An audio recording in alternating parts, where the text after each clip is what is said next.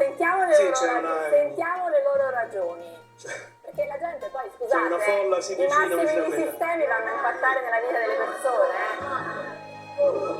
Esattamente, qui la folla urla giù le mani dal nostro mare. Quando parla di nostro mare, la marina di Bergeggi, che è una delle spiagge più belle della Liguria.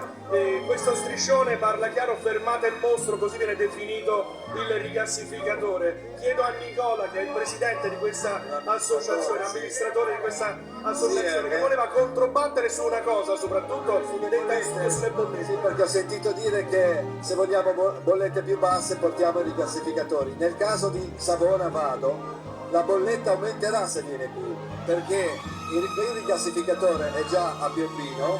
Per spostarlo qua devono spendere centinaia di milioni, 4.000 metri di cavo sotterraneo, 28 chilometri di cavo sotterraneo poi su terra, e adattare la nave che è lì, e quindi già ne hanno spesi a Piombino. Quindi la nostra paura è quella che questi costi impattino sulla bolletta. No, non è una paura, è una certezza, l'hanno già detto, perché tutto quello che la Stato spende poi viene pagato dai cittadini. E poi l'altra cosa, questa è una decisione solo politica, lo ha detto anche la SNAM, cioè il presidente della Liguria, Toti, che adesso sappiamo dov'è, e non si può difendere in questo momento. Ora non c'entra niente, è logico, certe decisioni vanno prese dai governatori. Noi siamo al centro del santuario dei Cetacei. Prima Tozzi parlava delle aree marine protette, giustamente, qua a poche miglia abbiamo l'area marina protetta di Bergeggi, ma non siamo malati di nimbismo, non è che vogliamo difendere solo il nostro territorio, riteniamo che la scelta di puntare ancora sulle fonti fossili sia una scelta pazza, tanto più per 20 anni, perché il rigassificatore, per poter essere, diciamo, per poter recuperare i costi dell'investimento, deve rimanere qua per oltre 20 anni. Ecco Zurino, a fronte di ogni no c'è sempre a monte un sì. Chi ha detto sì al rigassificatore? Ha detto sì il presidente della regione Totti, che forse in questo periodo è stato un po' troppo attento, diciamo, ai poteri forti, un po' poco attento alle esigenze della cittadinanza, perché qua sindaci, le associazioni balneari, le associazioni di pescatori, hanno detto di no in maniera forte. Vabbè, ovviamente in questo momento non si può difendere.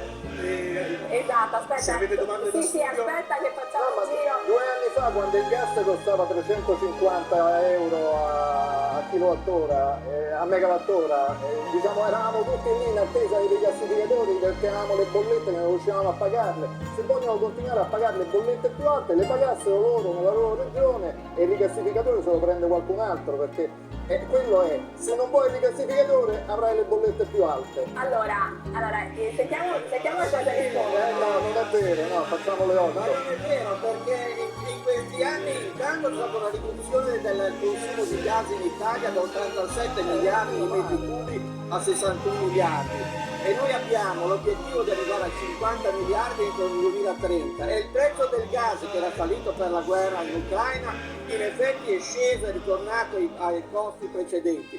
Purtroppo le bollette non sono diminuite e questa è una vergogna.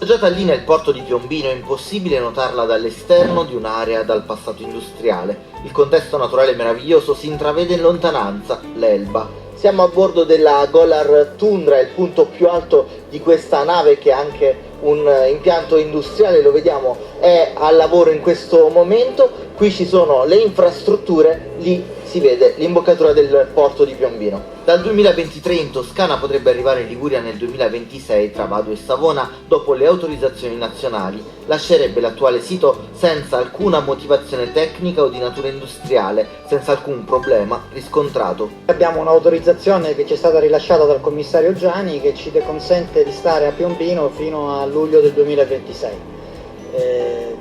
Quindi è questa la ragione per cui a luglio 2026 Sixtantis Rebus lasceremo il porto di Piombino. La nave non interrompe mai il processo di rigassificazione, che non ha alcuna interferenza con i traghetti di entrata e uscita e neppure con le operazioni di rifornimento di GNL. La nave sta rigassificando e stiamo andando alla consueta portata di circa 12 milioni di standard metri cubi giorno. Il processo è all'apparenza semplice: la nave che trasporta gas liquido si affianca alla tundra. Il processo di trasformazione da liquido a gas avviene con l'utilizzo di acqua di mare. I monitoraggi ambientali su cui Snam ha investito 6 milioni di euro all'anno avvengono non solo nelle immediate vicinanze, ma anche nell'area circostante, spiegano a bordo. Il risultato del processo, oltre al gas immesso nella rete, è acqua di mare più fredda al massimo di 7 gradi e ipoclorito di sodio, più noto come componente dell'ammoniaca, nei limiti di legge di 0,2 parti per milione. Da quando siamo in esercizio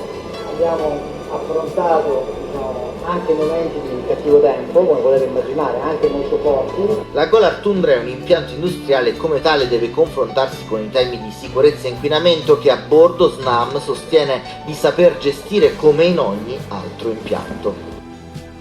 Ora che il Consiglio regionale ha dato il disco verde, la palla passa a decine di enti, i comuni, ma anche i vigili del fuoco, la capitaneria e le ASL dovranno esprimersi sul progetto del trasloco del rigassificatore da Piombino a Vado Ligure. È stata aperta la conferenza dei servizi e il Ministero deciderà sulla valutazione di impatto ambientale. La procedura, calcolano in regione, potrebbe durare 6 mesi. 3 i possibili verdetti: autorizzazione, richiesta di modifiche o bocciatura. Snam sta già valutando percorsi alternativi per le condotte a terra. Sul piano politico, Toti ha incassato la compattezza della maggioranza nel sostegno al progetto. È una scelta fatta per mettere in sicurezza la nazione, perché abbiamo bisogno di un'autonomia di tipo diverso. È una scelta che viene fatta in una maniera assolutamente non calata dall'alto, ma con tutti i permessi possibili e immaginabili. La Lega ha ritirato la richiesta, definita provocatoria dal capogruppo Mai, di 1 miliardo di euro di compensazioni. Bocciata la mozione delle opposizioni che chiedeva di fermare il progetto. L'accusa a Toti di uno scambio politico. Io credo che in realtà il Presidente Toti abbia fatto un'operazione politica, evidentemente farà un piacere a questo governo per soddisfare le esigenze politiche del sindaco di Piombino, ti permetterà probabilmente di avere un altro futuro politico, ma non si fa un futuro politico sulle spalle delle persone. Il Presidente ha replicato che aveva dato al governo Draghi la disponibilità per il rigassificatore ed è polemica sui social con Calenda, dopo il voto contrario del consigliere passato ad Azione Pippo Rossetti. Da cambiare paese a cambiare idea, scrive il presidente Toti. Replica Calenda: siamo favorevoli a fare un rigassificatore a Vado, se serve. Non siamo favorevoli a spostarlo da Piombino a Vado per ragioni politiche. Resta la protesta, l'ultima ieri. Il grande no in Piazza De Ferrari e la catena umana attorno alla fontana, ambientalisti e comitati. E giovedì in regione l'incontro con i tecnici di Altare, uno dei comuni toccati dal rigassificatore.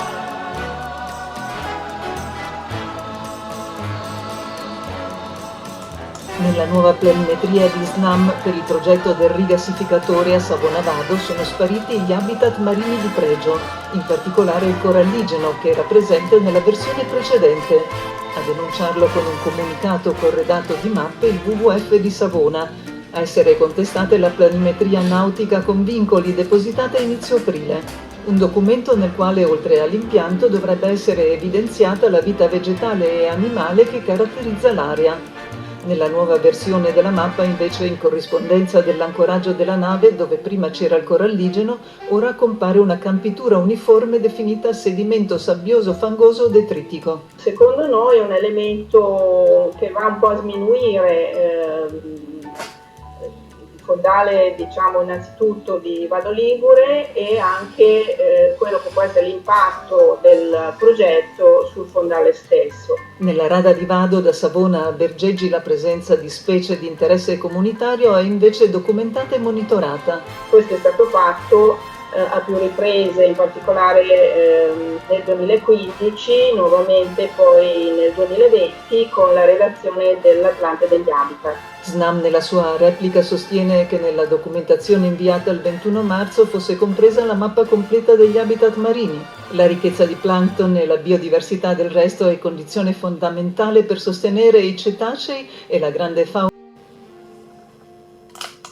Il WWF ha ragione, nel senso che in realtà ha commentato una carta che era una carta di lavoro, una carta imprecisa, che non è il risultato del nostro studio. A dirlo è Gian Domenico Ardizzone, ordinario di biologia marina alla Sapienza, che per SNAM ha realizzato una ricerca approfondita e documentatissima sull'ambiente marino della Baia di Vado. 1500 pagine consultabili sul sito del MASE, Ministero dell'Ambiente e della Sicurezza Energetica, nell'ambito del progetto per il rigassificatore. Non ci sono discrepanze rispetto a quello che era la cartografia originaria della regione Liguria, ma semplicemente un maggior dettaglio, un aggiornamento e un approfondimento.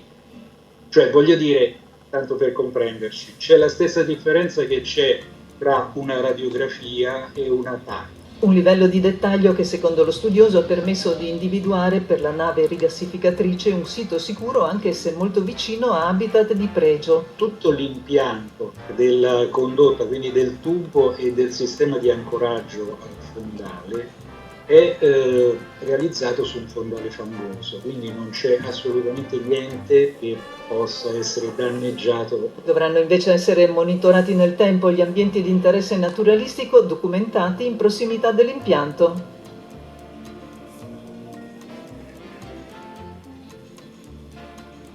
No a sconti sulle tariffe dell'energia per il territorio che subirà l'impatto del rigassificatore di Vado Ligure, sì a infrastrutture strategiche a vantaggio dell'area ovest del Savonese. È questa la novità emersa dal vertice tra il presidente della regione Giovanni Toti e il ministro dell'ambiente Gilberto Pichetto Fratin, oggi a Genova per tenere una lezione sulla transizione energetica all'università. Sul fronte del rigassificatore il ministro assicura che nel giro di un anno si può chiudere il cerchio e completare la valutazione di impatto ambientale, tempo utile per raccogliere le richieste del territorio. Abbiamo avviato un percorso anche per opere compensative di accompagnamento che cominceremo a raccogliere dai comuni, da autorità portuali e dalle province, in modo da dare ovviamente un giusto riconoscimento ai comuni interessati dall'opera. Parliamo di opere strutturali, difesa del suolo, difesa costiera, ovviamente tutto quello che riguarda la competitività del territorio, strade. A fronte dell'arrivo di una nave rigassificatrice da 5 miliardi di metri cubi, si tratta, spiega il ministro, di trovare degli incentivi per valorizzare l'area interessata.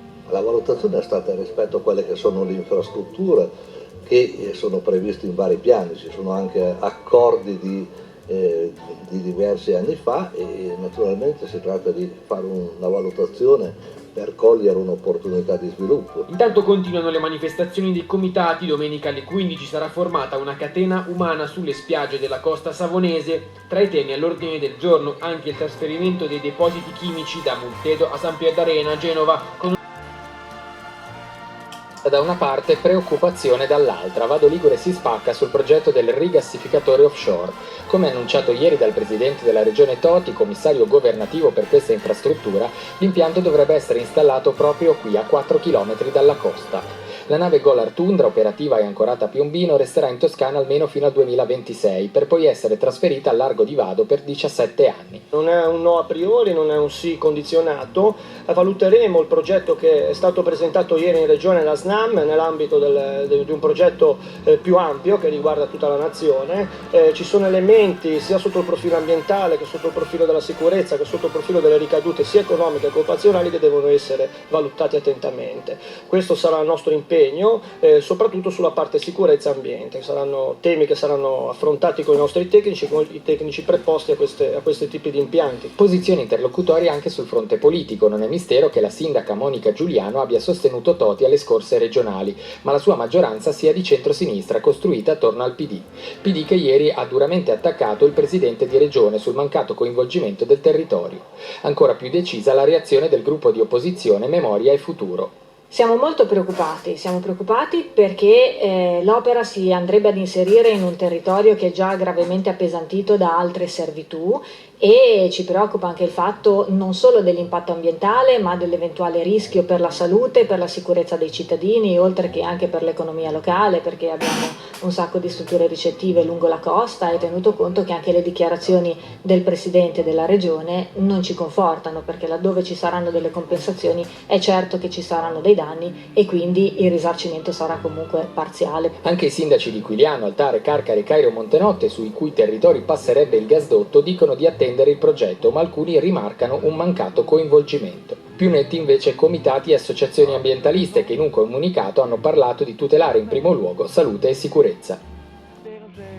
Nuova manifestazione dei contrari all'opera, arriva la notizia che si discuterà anche a Bruxelles del posizionamento a Vado Ligure del rigassificatore. La Commissione Petizioni del Parlamento Europeo ha infatti ufficialmente accettato la petizione presentata contro lo spostamento della Golar Tundra da Piombino al Porto Ligure. Soddisfatti gli esponenti del Movimento 5 Stelle che hanno supportato le associazioni nella presentazione della richiesta. Siamo molto soddisfatti come Movimento 5 Stelle che la Commissione Petizioni del Parlamento Europeo abbia accettato la petizione avanzata dai cittadini contro il rigassificatore di Vado Ligure, e la discussione si terrà a Bruxelles già il prossimo 9 aprile. Come certificato da ISPRA, dall'Istituto Superiore di Sanità, biologi, esperti, ricercatori, non esistono i presupposti per lo spostamento del rigassificatore da Piombino a Vado, ma Toti ha ignorato tutto e tutti, e questa è una rivincita per i cittadini liguri e per tutti coloro che hanno a cuore la protezione dell'ambiente e della salute pubblica. SNAM, la società proprietaria della Golar Tundra, in passato aveva sottolineato come l'individuazione di Vado Ligure risponde a precisi criteri sia di carattere tecnico sia ambientale, oltre che di sicurezza, e che le simulazioni già svolte escludono interferenze con l'area protetta di Bergeggi, uno dei punti questo al centro della petizione. Intanto domani i cittadini contrari all'arrivo della nave rigassificatrice si sono dati appuntamenti alle 18 in piazza Pertini a Savona per una fiaccolata con la quale manifestare il proprio dissenso. Avec les ombres si pures, la mer, bergère d'azur infinie. Voyez, près des étangs, ces grands roseaux mouillés. Voyez, ces oiseaux blancs et ces maisons rouillées. La mer, elle les a bercées le long des golfes clairs, et d'une chanson d'amour là-bas a bercé mon cœur pour la